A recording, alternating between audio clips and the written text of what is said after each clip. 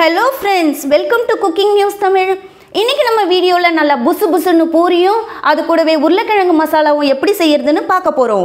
பூரி நல்லா ஃப்ளஃபியா உப்பி வர என்னெல்லாம் டிப்ஸ் ஃபாலோ பண்ணனும்னு இந்த வீடியோல சொல்லி இருக்கேன். சோ வீடியோவை ஸ்கிப் பண்ணாம கடைசி வரைக்கும் பாருங்க. இப்போ வாங்க பூரியும் உருளைக்கிழங்கு மசாலாவும் எப்படி பண்றதுன்னு பார்க்கலாம். அதுக்கு முன்னாடி நம்ம குக்கிங் நியூஸ் தமிழ் சேனலை சப்ஸ்கிரைப் பண்ணாதவங்க சப்ஸ்கிரைப் பண்ணிக்கோங்க. கூடவே ஆல் என்ற பெல் பட்டனையும் பிரஸ் பண்ணிக்கோங்க. அப்பதான் நான் போடுற வீடியோக்கான நோட்டிஃபிகேஷன் உங்களை உடனுக்குடனே வந்து சேரும். இப்போ வாங்க வீடியோக்குள்ள போகலாம். ஃபர்ஸ்ட் பூரிக்கான மாவை பிசைஞ்சு எடுத்துக்கலாம். ஒரு 2 கப் கோதுமை மாவை சேர்த்துக்கிறேன்.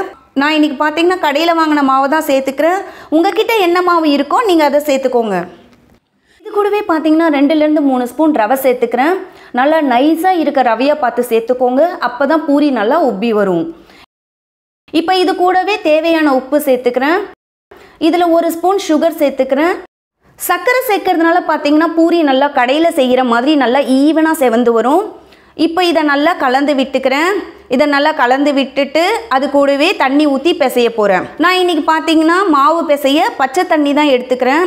தேவையான தண்ணியை கொஞ்சம் கொஞ்சமாக சேர்த்து பிசைஞ்சு விட்டுக்கோங்க. தண்ணிக்கான அளவு பார்த்தீங்கன்னா மாவுக்கு ஏற்ற மாதிரி மாறும். ஸோ நீங்கள் ஒருவேளை மல்டிகிரெயின் மாவு யூஸ் பண்ணுறீங்க அப்படின்னா தண்ணி அதிகமாக ஆட் பண்ணணும். வெறும் கோதுமை மாவாக இருந்தால் தண்ணி கொஞ்சம் கம்மியாக தான் யூஸ் ஆகும். ஸோ மாவுக்கான கன்சிஸ்டன்சிக்கு ஏற்ற மாதிரி தண்ணி ஊற்றி பிசைஞ்சுக்கோங்க.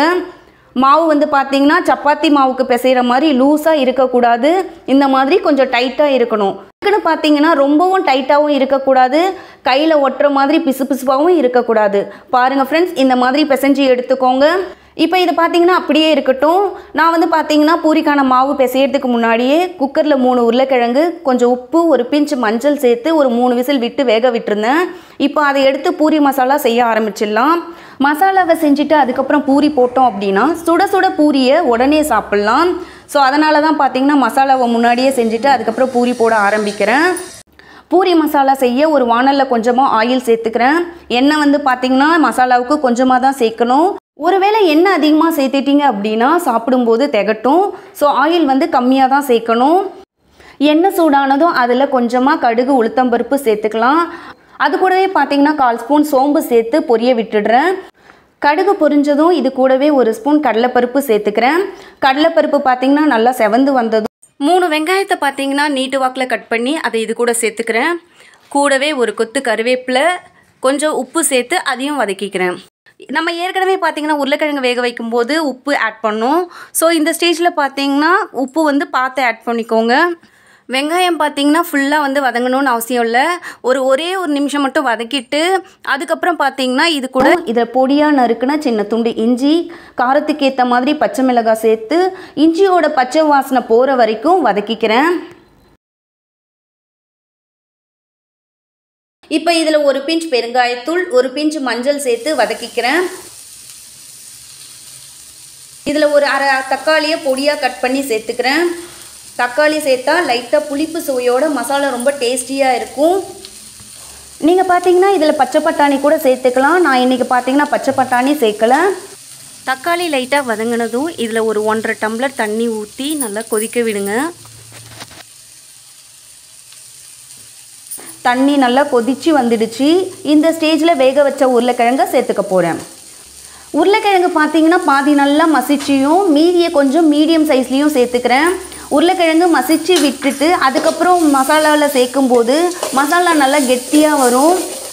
ஒரு கிண்டி விட்டுட்டு இதை மூடி மீடியம் ஃப்ளேமில் வச்சு ஒரு 5 நிமிஷம் வேக வைங்க. 5 நிமிஷம் ஆகிடுச்சு. உருளைக்கிழங்கும் வெங்காயமும் நல்லா வெந்து வந்துடுச்சு. இதோட ஃப்ளேவர் பார்த்தீங்கன்னா மசாலாவில் நல்லா இறங்கி சூப்பராக வந்திருக்கு. மசாலா வந்து தண்ணியாகவும் இருக்கக்கூடாது, ரொம்ப கெட்டியாகவும் இருக்கக்கூடாது. லைட்டாக இந்த மாதிரி தளன்னு இருக்கணும். லாஸ்ட்டாக இதில் கொஞ்சமாக கொத்தமல்லி சேர்த்து அதை வந்து ஒரு பாத்திரத்தில் மாற்றிக்கிறேன். பூரி மாவு பார்த்திங்கன்னா நல்லா ஊறி வந்துடுச்சு. சப்பாத்திக்கு ஊற வைக்கிற மாதிரி நிறைய நேரம் பார்த்திங்கன்னா இதை ஊற வைக்கக்கூடாது. நம்ம மசாலா செய்கிற நேரத்தில் மட்டும் இந்த மாவு வந்து ஊறி வந்தால் போதும். இப்போ இதை உருண்டை பிடிச்சிக்கலாம். உருண்டை பார்த்திங்கன்னா கொஞ்சம் சின்னதாக தான் இருக்கணும். அப்போ தான் நல்லா ஈவனாக வெந்து சாஃப்டாக வரும். பெருசாக உருண்டை பிடிச்சி பூரி போடும்போது நல்லா மொடன்னு வந்துடும். ஸோ உருண்டை வந்து பார்த்திங்கன்னா சின்னதாகவே பிடிச்சிக்கோங்க. இப்போ இதை தேய்ச்சி எடுத்துக்கலாம். கோதுமை மாவை 2 சைட்லேயும் தடவிக்கலாம். ரொம்ப மாவு சேர்த்து தேய்ச்சிங்க அப்படின்னா பூரி உப்பி வராது. ஸோ லைட்டாக மட்டும் கோதுமை மாவை சேர்த்துக்கிறேன். இப்போ இதை தேய்ச்சி எடுத்துக்க போகிறேன். தேய்க்கும் போது ஈவனாக வர மாதிரி தேய்ச்சிக்கோங்க. அதே மாதிரி சப்பாத்திக்கு தேய்க்கிற மாதிரி ரொம்ப தின்னாக தேய்க்கக்கூடாது. அதுக்குன்னு பார்த்தீங்கன்னா ரொம்ப திக்காகவும் தேய்க்கக்கூடாது. பாருங்கள், இந்த அளவுக்கு தேய்ச்சா போதும். அதை எண்ணெயில் போட்டு பொரிக்க போகிறேன். தேவையான எண்ணெயை ஊற்றி காய வச்சுக்கிறேன். எண்ணெய் நல்லா சூடாக இருக்கணும். அப்பளம் பொரிப்போம் இல்லைங்களா, அந்த அளவுக்கு சூடு இருக்கணும். அப்போ தான் பூரி நல்லா வெந்து வரும். எண்ணெய் நல்லா காஞ்சிடுச்சு. இந்த ஸ்டேஜில் பூரியை போட ஆரம்பிச்சிடலாம். பூரியை போட்டுட்டு கரண்டியால் பூரியை ப்ரெஸ் பண்ணி விடுங்க. பூரி நல்லா உப்பி வரும். இந்த டைமில் பார்த்தீங்கன்னா பூரியை திருப்பி போடுங்க. ஒரு 5 செகண்ட்ஸ் அப்படியே விட்டுட்டு பூரியை எடுத்துருங்க. சில பேர் பார்த்தீங்கன்னா என்ன பண்ணுவாங்க அப்படின்னா, பூரியை ஒரு 2லேருந்து 3 தடவை எண்ணெயில் திருப்பி போடுவாங்க. அந்த மாதிரி பண்ணக்கூடாது. அப்படி பண்ணீங்க அப்படின்னா பூரி சாஃப்டாக இல்லாமல் மொடமொடன்னு மாறிடும். ஸோ ஒரே ஒரு டைம் மட்டும் திருப்பி போட்டு எடுத்துடலாம். அப்போ தான் பூரி நல்லா சாஃப்டாக இருக்கும். அவ்வளோதான் ஃப்ரெண்ட்ஸ், நம்மளோட சூப்பரான பூரியும் உருளைக்கிழங்கு மசாலாவும் ரெடி ஆகிடுச்சு.